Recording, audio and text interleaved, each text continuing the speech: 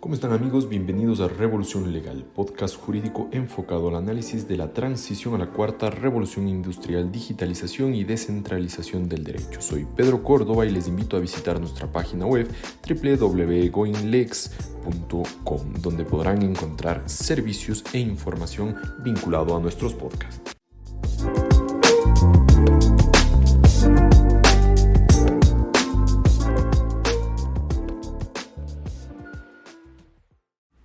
En el podcast del día de hoy trataremos el tema de la tributación en la economía digital. Para ello nos acompaña el doctor Carlos Pontón Ceballos, abogado en libre ejercicio, catedrático y exfuncionario del Servicio de Rentas Internas del Ecuador, quien tratará el tema en conjunto con Juan José Córdoba, estudiante de la carrera de Derecho por la Universidad del Azuay.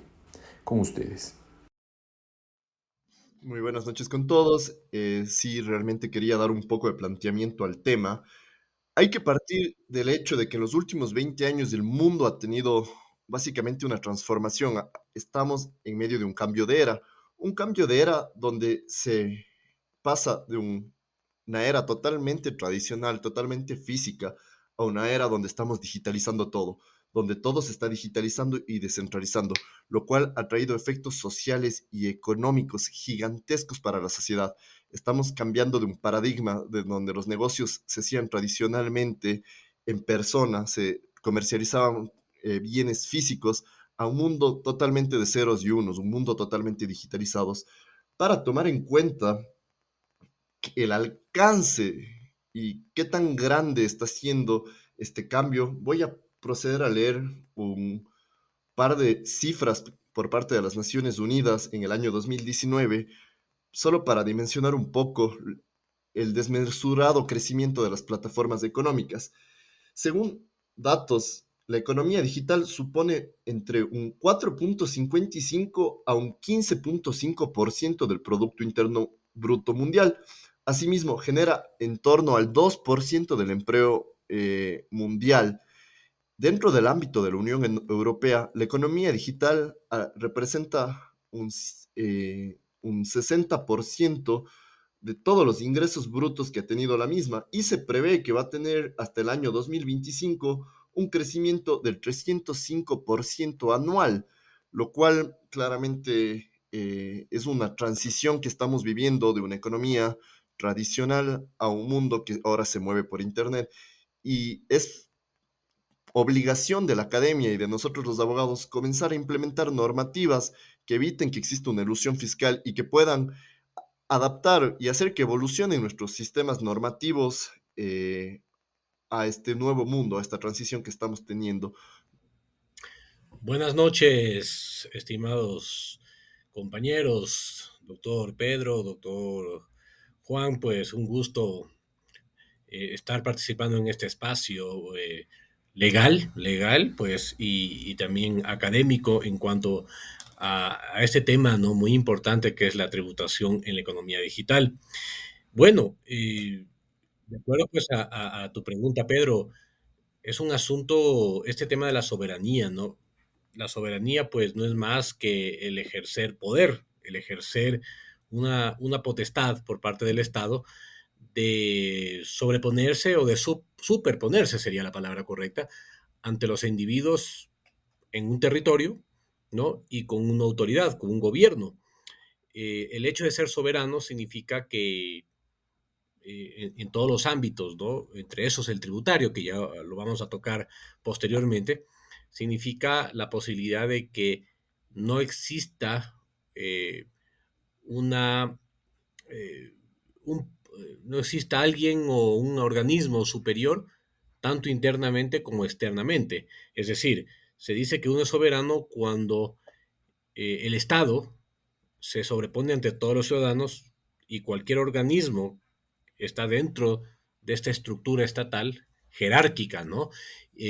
Piramidal incluso, donde pues a través de sus instituciones públicas, a través de sus personeros, como la función ejecutiva, la función legislativa, la función judicial, entre otras, pues está estructurado para ser el Estado, en último término, a través de su norma constitucional, quien establezca y no esté sometido pues a ningún organismo ni ninguna otra persona que pueda pues sobreimponerse sobre este mismo, ¿no? Y externamente pues con un reconocimiento de la comunidad internacional, un reconocimiento pues más allá de que el mundo está dividido en 190, 200 países aproximadamente, 200 estados soberanos se dice, significa que la comunidad internacional que conforman todos los países, algunos organismos supranacionales, algunos organismos internacionales, que puedan reconocer esta soberanía del Estado y que pues no, ese reconocimiento implica que todos los estados son homogéneos, todos los estados son iguales, bueno, desde el punto de vista jurídico, porque ya pues económicamente o desde el punto de vista ya fáctico, pues hay estados más fuertes que otros, ¿no? Pero esto significa la soberanía.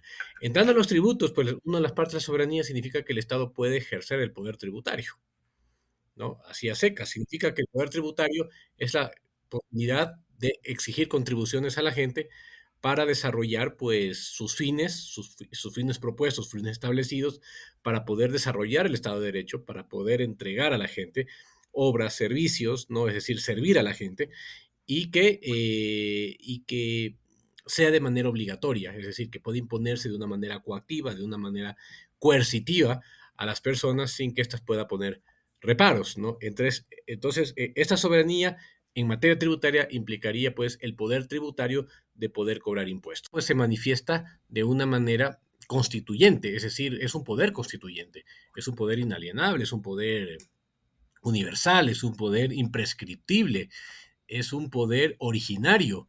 No conozco estado en el mundo, pues estamos hablando de estos 200 países en todo el planeta, pues que no tengan poder tributario. Sería ridículo que un Estado renuncie al poder tributario porque perdería esta herramienta financiera de, de, de nutrir sus arcas fiscales, de tener estos ingresos para poder cubrir su presupuesto, para poder cumplir pues todos sus egresos, todas sus erogaciones que se necesita. Pues entonces el poder tributario en principio tiene sus límites dentro del territorio. El problema es que el poder tributario pues se fundamenta siempre en la economía, se funciona en las actividades económicas de las personas, de los seres humanos. Cuando esta persona es agente productivo, pues se convierte en una empresa, se convierte en una persona que mueve capitales.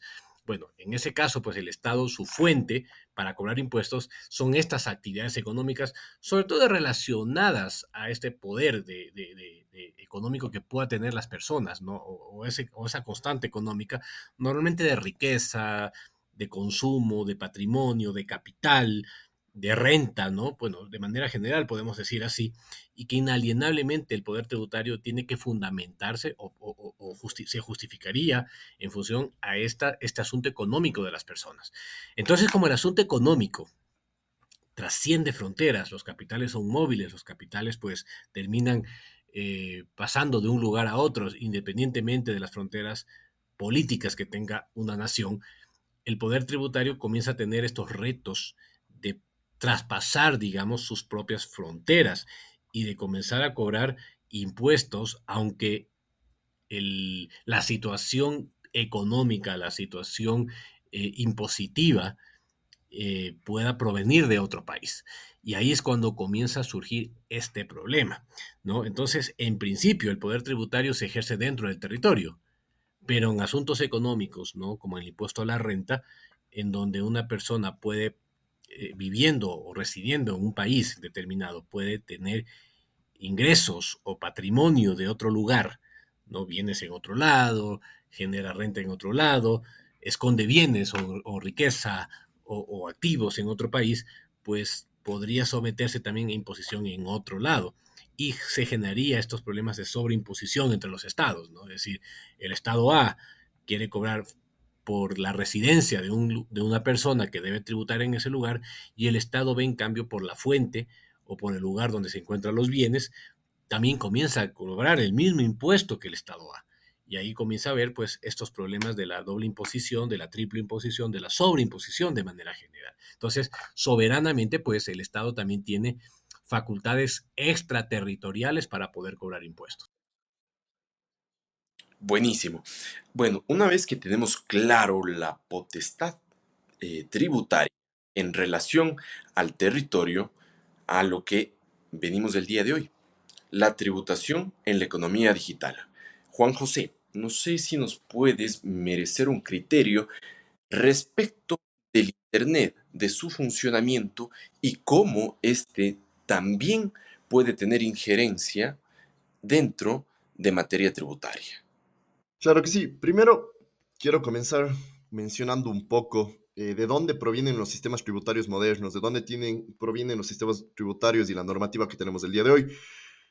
Hay que tomar en cuenta que históricamente se han recaudado tributos desde casi la misma existencia de las sociedades, de la misma existencia de agrupaciones de seres humanos. Ha venido desde monarquías, desde las mismas hordas, pero los sistemas tributarios que tenemos hoy en día son un resultado de la Segunda Guerra Mundial.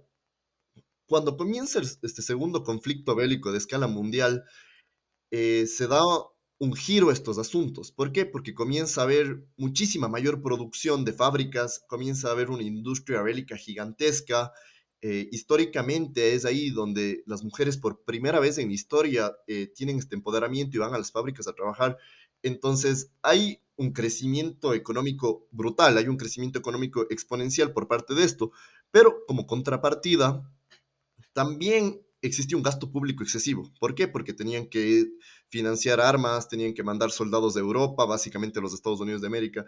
Entonces, al ser un conflicto tan masivo, comenzaron a grabar de manera fuerte y comenzaron a crear normativa fuerte relacionada a esto. Igual viene esto después, en un periodo postguerra, ya que tenían que reconstruir básicamente Europa por toda la destrucción que hubo.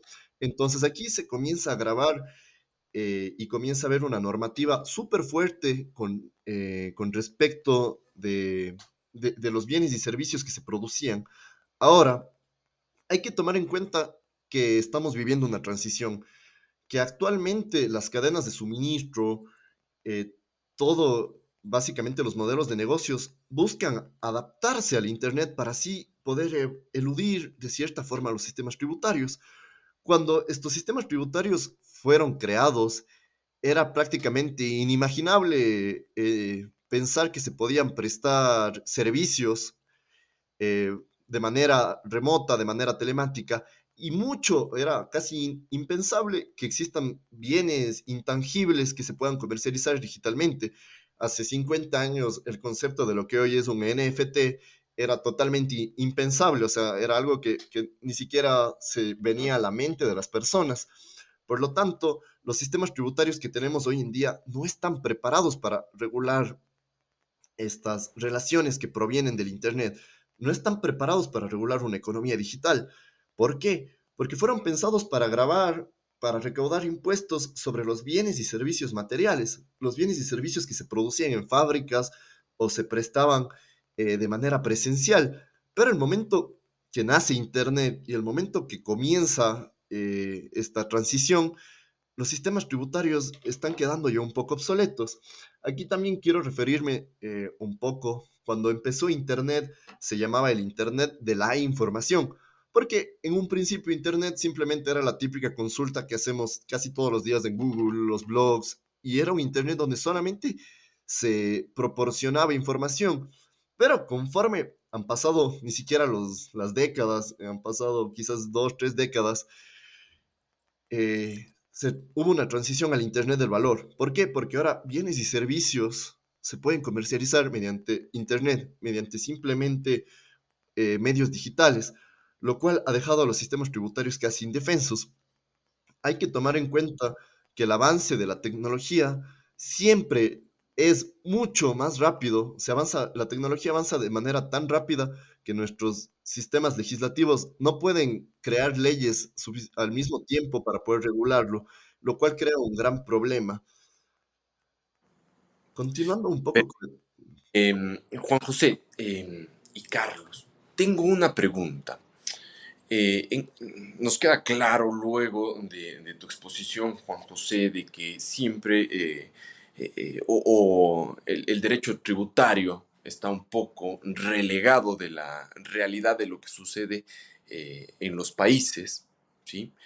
Y de esta manera podemos atar a que, por ejemplo, Elon Musk Él habla de que no podemos saber qué es lo que pasa o vaya a pasar en el mundo en el 2050. Porque como decía Juan José, no nos imaginábamos hace 50 años que es un NFT o que podrías hacer negocios inclusive a través de Internet y que simplemente no sea una biblioteca virtual. Eh, con esto, pregunto,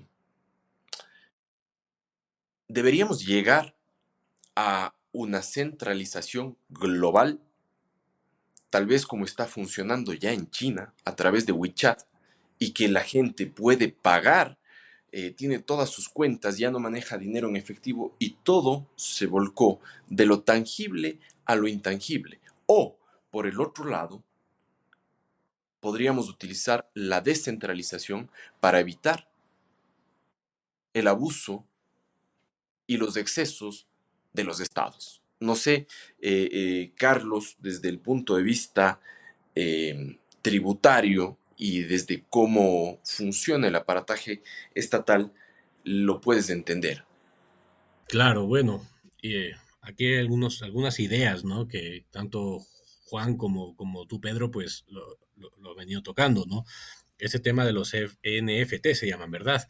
Y es un tema mucho más sofisticado, así que evidentemente, pues los estados que detentan este poder tributario de manera exclusiva, podemos decir, pues de manera monopólica, porque las empresas no tienen poder tributario en principio, ¿no? En principio, aunque pues muchas empresas manejan de alguna manera un poder para imponerse a la gente, pero los estados tienen este monopolio impositivo, fiscal sobre la gente.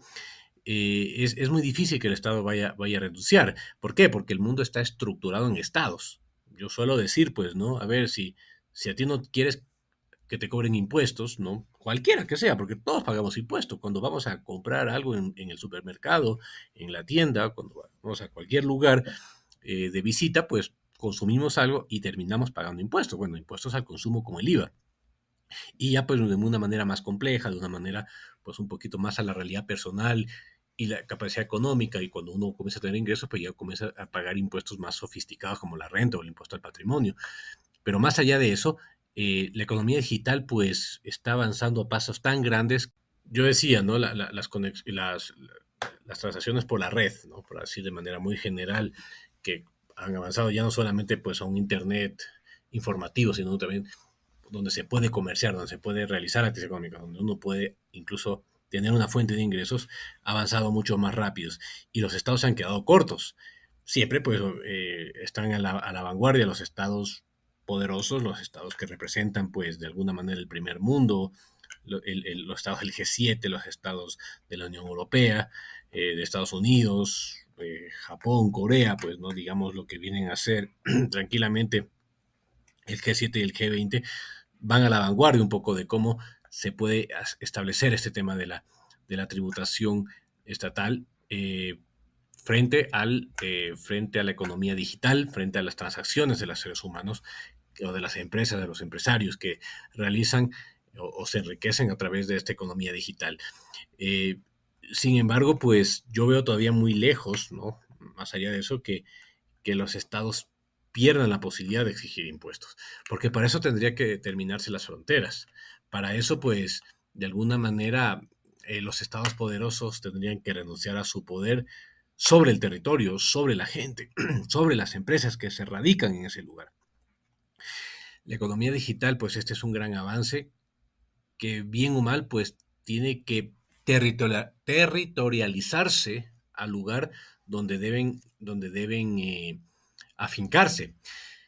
¿Por qué? Porque la economía, digamos, la fiscalidad, para decir de una manera mucho más amplia al concepto de derecho tributario o de régimen impositivo, la fiscalidad se ha detenido pues en estas fronteras, se ha detenido en la soberanía de los estados. ¿Y, y cómo hacen los estados para trascender estos retos? ¿Cómo hacen los estados para que empresas que están ubicadas en todos los lugares del mundo, pero que no tienen un domicilio físico, puedan tributar en sus propios estados? Por ejemplo, un gigante como Google, ¿no? Como Mac, o un gigante como, qué sé yo, pues como las empresas de Elon Musk, ¿no? Que estamos hablando de, ¿cómo se llama? De Tesla. de gigantes, ¿no? Cómo aterrizan en sus estados, ¿no? Ujú. Realmente, tomando un poco la posta, es súper, súper difícil, sobre todo porque todo el sistema normativo que tenemos está realizado en base a un principio que es el principio de territorialidad. No hemos desarrollado ningún ordenamiento jurídico tomando en cuenta principios de descentralización, sino todo normativa que vas a leer con respecto del derecho tributario o del derecho en general, toma en cuenta este principio propio de la soberanía, que es el poder de autogobernarse, autolimitarse y autonormarse de cada estado. Por lo tanto, es súper difícil que un estado pueda pasar a la descentralización. Ahora, con respecto, solo poniendo un pequeño ejemplo de lo grave que podría ser, empresas como Netflix, Spotify, Airbnb, que son gigantes tecnológicos que están dentro de los índices como el S&P 500, que son parte de las 500 empresas más grandes de Estados Unidos, son empresas que al menos poniendo el caso ecuatoriano, el día de hoy yo puedo ver una película en Netflix y estoy importando un servicio digital. Ahora los servicios se pueden importar. ¿Por qué? Porque yo, consumidor, estoy, valga la redundancia, consumiendo ese servicio en territorio ecuatoriano, pero el servicio se puede estar prestando desde cualquier servidor web. Se puede prestar desde los servidores web de Netflix que tengan en Estados Unidos o puede estar en cualquier otro estado. Entonces, aquí surge la gran pregunta, ¿a quién le cobro el IVA? El 12% que sería de esa importación de servicios digitales. Si bien el ordenamiento jurídico ecuatoriano con la Ley Orgánica de Simplificación y Progresividad Tributaria ha tratado de hacer un intento para normarlo, realmente es difícil porque como un Estado soberano que solamente tiene este poder sobre su territorio puede aplicar normas tributarias a, una empresa que está brindando un servicio desde el exterior y la única manera de transmitirlo es mediante Internet. No sé si tenga algún criterio, doctor Carlos, con respecto a esto. Sí, sí. Sí, sí, justamente ese tema de importación de servicios, pues fue un tema que, como yo digo, fue la cuarta patita de la mesa que se lo incluyó para efectos de IVA en el año 2009, primero, antes de ver el de los servicios digitales, que como usted bien dice, pues Juan, es desde una óptica de la importación de servicios. Primero, pues el concepto de importación es un concepto aduanero, pero para efectos de IVA, que es el impuesto al consumo, se lo adoptó también al servicio, porque el IVA grava tanto pues los consumos de bienes como de servicios. El IVA es un impuesto general. El IVA es un impuesto que grava todo el contexto del mercado de los consumidores. Es decir, para que el IVA sea 100% neutral, todo el consumo de las personas, independientemente del tipo de productos, ya sea de primera necesidad, de consumo masivo, de canasta básica, de bienes suntuarios, bienes de lujo, bienes de, qué sé yo, bienes de capital, materias primas, eh, servicios, obras, arrendamientos, transportes, locaciones, bueno, en general, todo eso debería gravar IVA. Obviamente, pues si, al tener desigualdad económica salarial, pues necesitamos establecer que los consumos básicos de las personas que tienen poca capacidad de ingreso, gente que no llega ni al básico, gente que o ganando el básico, pues no tiene capacidad de ahorro, ciertos consumos como lo de las canastas básicas se van a ir desgravando y se le pone pues una exoneración o como se conoce aquí en el país con una tarifa cero. El tema es que hay un principio de comercio internacional que se dice que no se debe grabar cuando existe pues consumos de otros lados, tanto de bienes como de servicios, el impuesto debe grabarse en el lugar de destino, es decir, el lugar donde se importa. Por eso es que las importaciones de bienes están grabadas y las exportaciones tienen tasa cero, ¿no? Porque si yo, por ejemplo, del Ecuador soy un exportador, supongamos, soy exportador de productos de la agroindustria, no voy a exportar mermelada. Y aquí en el país, vendiendo localmente, grabo con tarifa 12 por ser un producto industrializado, pero si lo vendo y lo exporto a la Argentina, tiene grabado tarifa cero, ¿ya? Y en Argentina, que lo importa, en cambio, va a grabar el IVA argentino en el momento de la importación. En los servicios es lo mismo. Entonces, en los servicios se dice que el que exporta un servicio, si yo presto un servicio del Ecuador hacia otro país, está grabado con tarifa cero. Pero si es al revés, si del otro país importo el servicio, está grabado con tarifa 12. Entonces, esto se lo incluyó porque yo fui parte de esa comisión de servicios de rentas internas. En esa época yo era funcionario de la administración tributaria, trabajé como en el área de asesoría jurídica de la Dirección Nacional Jurídica del SRI. Bueno, me encargaron y justamente elaboré un borrador de artículo, que es el artículo 70 en este momento, sobre las importaciones de servicios, y se dice que todo servicio que se preste, que se consuma en el Ecuador y que se preste desde el exterior, ¿no? Y se pague desde el Ecuador es la importación de servicios y grabará la tarifa aplicable, que en la mayoría de casos es la tarifa 12. Los servicios digitales vienen a ser exactamente lo mismo. El tema es que los servicios digitales muchas veces, pues, estos servidores no sabemos dónde están. Estos servidores posiblemente se encuentren en lugares que no son el lugar específico donde fue fundada la empresa que se lo está prestando. Por ejemplo, Netflix, tengo entendido, fue fundado en Estados Unidos, como lo fue fundado Google, pero posiblemente el servidor no esté en Google, en Estados Unidos, perdón, sino esté en un paraíso fiscal, en una isla del Mediterráneo o del Caribe, o en un país tipo Irlanda, ¿no? Que tiene un régimen justamente para evitar esta imposición y que muchas veces lo han condenado como una jurisdicción de menor imposición, como un régimen preferente, casi como un paraíso fiscal.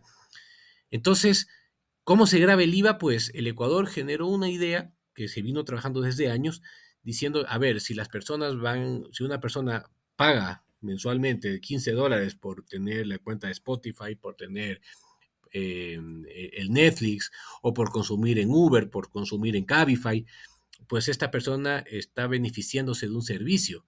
Bueno, si está pagando, más allá del consumo del bien, si está pagando por este servicio, tiene que grabar un IVA. ¿Quién cobre el IVA?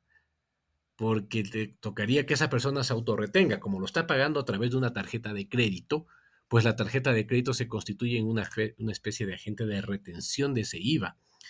Y ese IVA de la tarjeta que paga el consumidor a través de la tarjeta de crédito y que lo retiene el establecimiento de tarjeta de crédito, la administradora de tarjeta de crédito, que puede ser cualquiera de las que funcionan aquí, que normalmente lo funcionan a través de un banco, pues es la que se encarga de depositar al SRI. Entonces, no le veo tanto el problema. Hubo un asunto, por ejemplo, cuando si yo consumía qué sé yo, pues Uber Eats, ¿no? Compraba comida, me iba al KFC, por poner un ejemplo, pedía un consumo de $10. En ese consumo de $10 el establecimiento ya me graba el IVA. Y adicionalmente, como se paga con tarjeta de crédito, porque está anexo por una tarjeta de crédito a esa cuenta, también me están grabando por esos $10 el IVA digital, lo cual sería un contrasentido porque se estaría grabando dos IVAs, lo cual no está pasando con Netflix. Entonces yo digo, ok, quien debe grabar el IVA es el establecimiento. Si la plataforma le está cobrando una comisión al establecimiento, porque al cliente no le cobra un centavo, ¿no? Es ahí donde se debería grabar el IVA a la transacción electrónica, no al cliente, porque está generando doble IVA. Y al pasar eso, porque eso está llegando, yo veo todos los meses mi estado de cuenta, el Estado se está enriqueciendo del mismo consumo dos veces con el IVA. Es decir, prácticamente por una transacción así está cobrando un IVA del 24%. Es una locura, nos están metiendo, como se dice vulgarmente, la mano en el bolsillo. ¿Ok?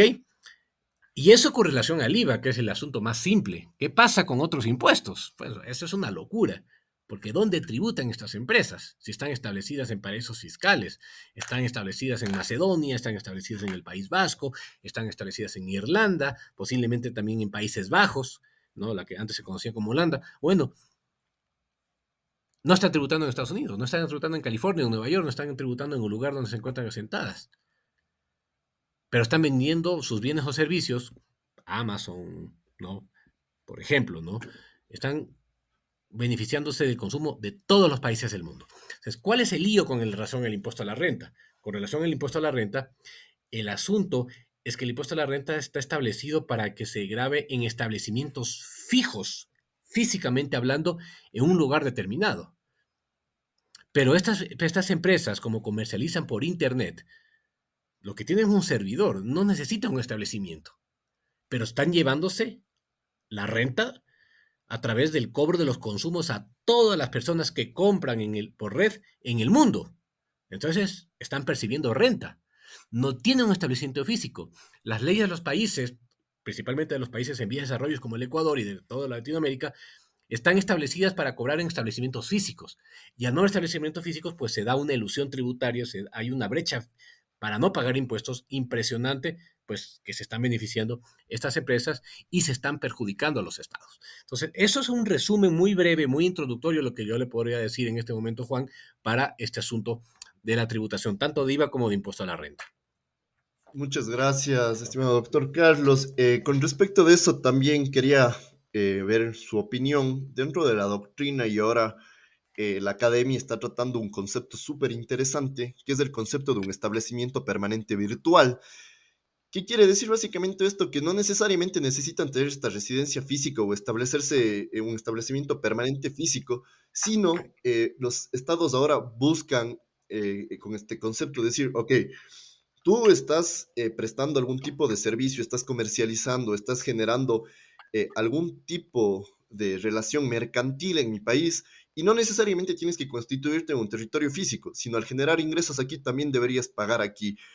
En realidad es un concepto bastante interesante, pero yo le veo un problema. Si es que es una empresa constituida en Andorra o una empresa que está constituida, como usted mencionó, en las Bahamas o en algún tipo de isla que es soberana y es un paraíso fiscal y tiene leyes o una imposición tributaria sumamente baja, por más que yo ponga este concepto de establecimiento permanente, va a ser súper, súper, si no es casi imposible poder cobrarle o retenerle ese dinero a la empresa. No sé qué criterio tenga usted con respecto de esto.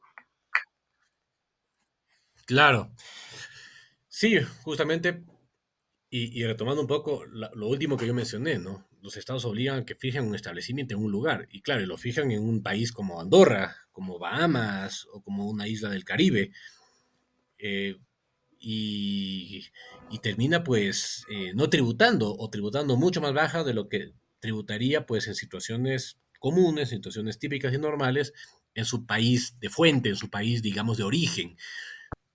Eh, Se dice que este tema ha limitado pues para que los estados puedan cobrar. Un establecimiento digital, un establecimiento permanente, digamos, móvil, eh, es difícil establecerlo. Lo que yo creo más bien, y yo he leído por ahí unos artículos, incluso este tema, unos chicos de la Universidad de San Francisco de Quito, me imagino que son estudiantes de la materia, ¿no? En el Colegio de Jurisprudencia de esa universidad. Bueno, han aportado ese tema y claro, la tendencia es que se cambien estas reglas, ¿no? En cuanto a que una empresa pues pueda ser considerada residente no por el lugar donde se radica, donde se fija o donde pone su oficina de una manera pues voluntaria y contractual, ¿no?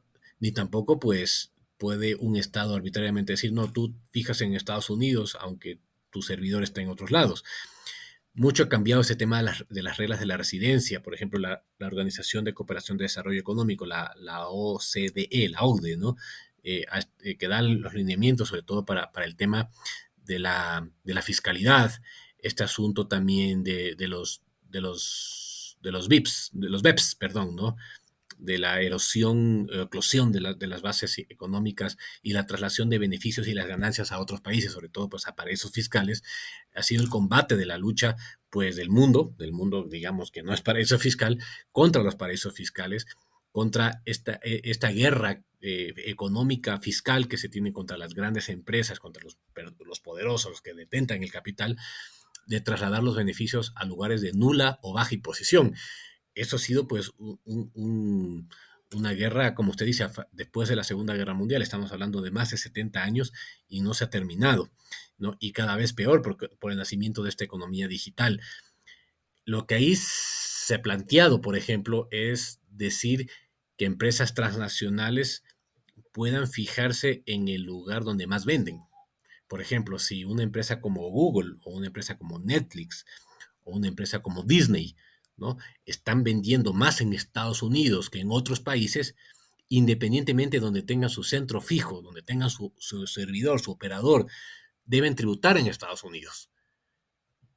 Bueno, ahora, bueno, Estados Unidos es un país complejo, pues primero es el ejemplo del federalismo, ¿no? No es lo mismo vivir en Delaware, en Wyoming, en Nevada, en Florida, en Dakota del Sur que vivir en California, Nueva York o Illinois, ¿no? Son estados federados, pues muy complicados, pero al menos se someten a la jurisdicción de los Estados Unidos.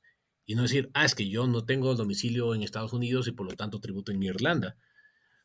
Estos asuntos, pues, son los retos de la fiscalía internacional. Porque, claro, hay que ser claros, las empresas, las transnacionales son más poderosas que un Estado y son tan grandes que pueden no solamente movilizarse de un lugar a otro, crear estructuras, ficciones, ¿no? Crear de alguna manera pues simulaciones societarias en otros lados, pueden generar medios de pagos en otros lados, sino también son capaces de manejar los precios de transferencias, es decir, de transacciones que entre ellos mismos manejan los precios a su antojo, fuera de la neutralidad, fuera de la competitividad del mercado, y con eso perjudican a los estados, ¿no? Porque obviamente los precios de transferencia son la base para poder cobrar impuestos. Entonces, el reto es que el mundo como tal no está preparado para cobrar impuestos al comercio electrónico. Y peor aún a los asuntos, pues esto del blockchain, del tema de las criptomonedas. En eso, pues la tributación es nula, ni siquiera hay control sobre la licitud de los fondos, donde alguien pueda comprar, o sea, puede tranquilamente un narcotraficante comprar eso y no hay un control para poder decir que son fuente de origen lícito, ¿no? Pero menos aún existe una forma de tributación. El sistema tributario está programado para tributarse en moneda oficial, no en criptomonedas, no en otras formas descentralizadas, como se dice, de pagar impuestos, de pagar costos y gastos. Se puede comprar cosas, pero no se puede pagar impuestos, por lo menos no he conocido. O capaz algún país tipo El Salvador lo pueda adaptar al mediano o al corto plazo. Pero los estados no van a renunciar la posibilidad de dejar de cobrar impuestos en su propia moneda o en moneda oficial, como en el caso del Ecuador, que no tiene moneda, pero digamos maneja una moneda oficial como es el dólar, que tiene el respaldo de un país, que tiene el respaldo de un Estado, que tiene el respaldo del Banco Central, que tiene el respaldo formal del sistema financiero, porque los impuestos básicamente se tributan a través del sistema financiero. Entonces, eh, no hay una unificación, no hay un punto de control, va a haber existiendo mucha evasión. O sea, si el señor Elon Musk, de una manera, digamos, yo creo que el señor tributa de manera voluntaria, no hay cómo controlarlo. Sus empresas, ¿no? Posiblemente su renta personal en el lugar donde vive podría tributar, pero su renta empresarial, la que le genera los dividendos, lo que le genera las ganancias empresariales, en este caso, pues en el campo de la electrónica, del comercio electrónico, lo mismo podemos decir del dueño de Amazon, ¿no? El señor Jeff Bezos, voluntariamente pagarían, pero sus empresas, si él decide que no tribute en ningún lugar del país, no hay ningún país que le pueda cobrar. ¿Cuál sería la solución? Tal vez migrar a un sistema de control internacional, pero nos tocaría cambiar la tónica internacional para efectos de impuestos. Y creo que estamos muy lejos de eso. Sí, Yo tengo una pregunta. Retomando un poco lo que dijo, estas estrategias de planificación fiscal agresiva, precisamente que buscan eludir la base imponible, ya sea mediante trasladando sus giros de negocio a lugares donde básicamente paraísos fiscales o de baja imposición y luego importan servicios o prestan todo mediante una economía digital. Retomando esto, ¿cree que en algún momento cercano se pudiera vulnerar el principio de suficiencia tributaria? Es decir, que va a llegar un punto donde los estados no puedan regular de tal manera estas relaciones que ya no tengan el suficiente dinero como para solventar el gasto público. sí, puede llegar. Puede llegar porque normalmente, pues, este es más o menos como un juego del gato y el ratón, ¿no? Y estamos hablando que el gato es el Estado y el ratón son las grandes empresas. El resto de, pues, de ciudadanos comunes y corrientes o de empresas que no son poderosas, no son multinacionales, ¿no? Estamos hablando de las pymes a nivel mundial o de empresas grandes que no son competitivas, pues ellos no van a salirse del radar del Estado. Si yo al año me gano $100,000 en un buen año, yo la única forma de eludir impuestos es pagando una estructura, eso es fraude, ¿no? Pero estoy hablando de un supuesto no consentido, que me termine costando muy caro. Esas estructuras funcionan en función a capitales demasiado grandes. Estamos hablando de millones de dólares o de euros eh, para arriba, ¿no? Entonces, eh, los estados pueden quedarse líquidos. Uno de los grandes problemas de la Unión Europea, encabezado pues por su país abanderado, como es Alemania, Francia, ¿no? Y un menor grado, pues Bélgica, Italia, España, ¿no? El Reino Unido acabó de salir, es justamente la posibilidad de cobrar impuestos a sus empresas más grandes. Y estas empresas más grandes, en función pues al resto de la población, como una tasa efectiva de imposición, de tributación, es más baja comparado pues con la tributación de un común y corriente, de un mortal como nosotros o de una empresa pequeña, ¿no? Una empresa pequeña tendrá una tasa efectiva entre el 5 al 10%, mientras que una empresa grande no tributa menos como tasa efectiva del 2%. Entonces es una locura. La tributación tiene que ponderar pues en función a la progresividad de la capacidad contributiva, en función a mis ingresos, en función pues a mi base tributable, que es la riqueza, que es el patrimonio, que es la renta o que es el consumo. Esos son los hechos generadores de los impuestos, ¿no? Todos radicados en la riqueza. Pero si estas empresas, los dueños, están ocultos o se usa muchas veces una piramidación societaria, se utiliza el testaferrismo, ¿no? Que son delitos, pero nadie los sanciona, pues en este caso son delitos, digamos, tan sofisticados que terminan haciendo pues delincuencias económicas pues demasiado elegantes, ¿no? Son los propios delitos de cuello blanco. Los estados se encuentran complicados. Por eso se dice que más de un tercio del PIB mundial se encuentran escondidos en paraísos fiscales. Dineros que no están produciendo, dineros que no se encuentran en la inversión, en la productividad, de montar una actividad económica, de generar fuentes de empleo, de generar trabajo a la gente, sino que se encuentran especulando en el sistema financiero. Dineros que no le beneficia a la sociedad, que no le beneficia a los estados, porque no están cobrando sus impuestos. Y el estado no puede replicar en las obras los bienes y servicios que se debe dar, ¿no? Estamos hablando pues de manera pura, conceptos puros, porque me decís, bueno, y la corrupción y todo eso es otro tema. Y va a llegar un momento que los estados van a comenzar a tener un, eh, un debilitamiento de sus arcas fiscales, que ya lo tienen en este momento. Un estado que no puede cubrir las necesidades de las personas, un estado que no va a poder cubrir la salud, la educación, la seguridad social, la jubilación de las personas. Aparte que va aumentando pues también la expectativa de vida de la población. No es lo mismo pues la expectativa de vida de los países, de la gente de hace 30 años, de hace 100 años, de hace 90 años, que lo que está actualmente. Pues ahora hay gente que puede llegar tranquilamente muy bien, pasado los 60 años y sigue trabajando, sigue siendo joven, ¿no? Y no nos encontramos con recursos. Entonces, aquí la crítica es, ¿será que el modelo estatal es el idóneo para seguir manejando el mundo? Parece que estos modelos centralizados hacen que comienzan a existir estados paralelos. Las transnacionales terminan siendo estados paralelos, terminan siendo más fuertes que los propios estados. Principalmente, pues, la gran mayoría de estados en el mundo que no son los poderosos.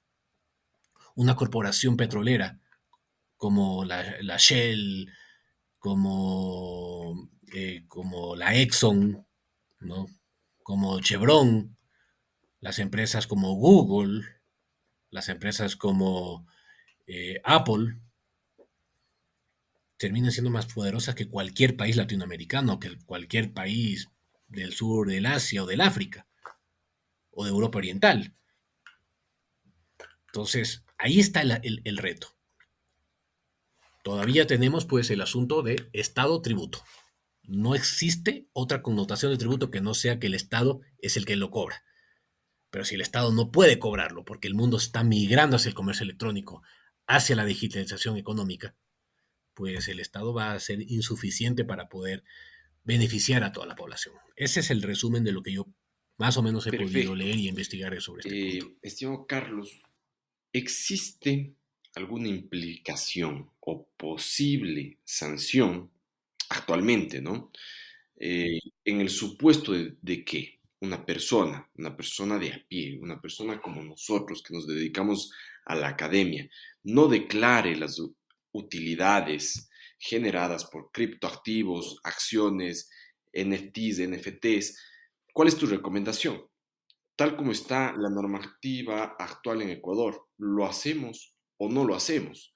Eh, ¿Tendría algún tipo de implicación? ¿Has visto alguna norma? ¿Hay alguna norma bajo el espectro actual de la normativa que pueda generar una sanción o no? ¿Cuál es tu recomendación para la gente como nuestros oyentes? En realidad, no hay más que las normas generales y el control es nulo. O sea, si me preguntas en este momento si yo compro criptomonedas, más allá si yo dejo una constancia, por ejemplo, voy a invertir $30,000 que tengo en mi cuenta bancaria ecuatoriana a nombre de Carlos Pontón Ceballos para comprarse, solo dejo ese rastro. Y ahí posiblemente la administración dice, oiga, ¿qué hizo con esos 30,000? ¿A dónde fueron? Ah, lo sacaron. Bueno, me cobraron el ISD porque salió pues a través del banco, de la tarjeta de crédito para comprar criptomonedas. Es lo único. Y si yo sigo comercializando, pues esos, digamos, compré, no sé cuánto, no me acuerdo cuánto está la criptomoneda en este momento, El el Bitcoin Bitcoin. está alrededor de $23,000 Ya, más o menos, supongamos está que tengo fluctuando entre los un 20. Bitcoin de $23,000, que lo compré en el Ya. año 2022, en este momento, y se repone el precio, me genera una rentabilidad porque va mejorando el precio, va a subir a 50,000 en el 2023, va a subir a 70,000 en el 2024, y yo canjeo eso. Bueno, primero si lo dejo en Bitcoin, cero tributación, cero control, cero fiscalidad, no puede entrar la UAFE, no puede entrar el sistema financiero, no puede entrar las administraciones tributarias, nadie. Primero, si yo ese valor que en 2 años pues casi triplicó a $70,000, lo canjeo en un país X a moneda oficial, supongamos a dólares, ¿ya? Lo quiero tener en Indonesia, en una cuenta bancaria, más allá de que lo puedo poner a nombre de una empresa de papel o de un testaferro, lo pongo a nombre de Carlos Pontón. La única manera que la administración tributaria puede controlar es o metiendo ese dinero al país, lo cual pues sería bastante ingenuo, por decirlo de alguna manera, o dejándolo afuera, reportando la cuenta a través de la declaración patrimonial.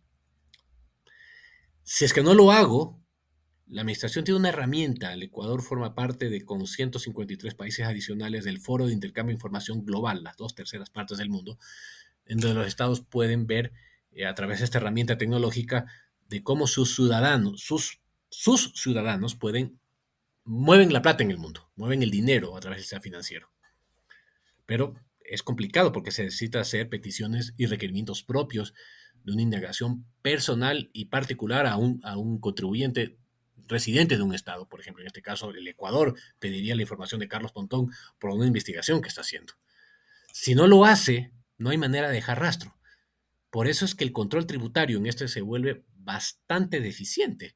El Estado es totalmente torpe para controlar estos movimientos. Y la gente, por lo menos, yo creo que en estos 10 años, ¿no? A menos que ya comience a cambiar este control tributario, la gente puede hacer lo que quiera. No hay manera alguna de hacerlo. Si me pregunta qué recomiendo, yo digo, no nos metamos en problemas, declare esa cuenta, pero si lo declaro no necesariamente tributarla, simplemente reporto que tengo una cuenta eh, de criptomonedas, de bitcoins en otro lado que termina siendo un activo, ¿no? Termina siendo un activo, tanto más que un activo monetario, ¿no? Como cualquier inmueble, como cualquier activo intangible, valorado económicamente, en este caso pues en dólares, pero no le veo manera alguna que se tribute. Porque la norma general, claro, dice se tributarán todos los ingresos de fuente mundial que perciba una persona con residencia del Ecuador, eh, que consista en dinero, especies o servicios. No le dice nada más. Y eso solamente es la enunciación de la norma. ¿Y cómo controla esos incrementos injustificados? Solamente pues a través de inteligencia tributaria. no lo puede hacer a través de sistemas masivos de control, como se controlan, por ejemplo, las diferencias de la facturación de las empresas por los reportes de los clientes, de los proveedores. No, no. Eso sí son controles automáticos, controles masivos, como suelo decir. Aquí solo con inteligencia. Y para hacer inteligencia se necesita tener pues un Estado poderoso para hacerlo. La administración tributaria ecuatoriana y las administraciones tributarias de muchos países latinoamericanos no tienen manera alguna de poder controlar.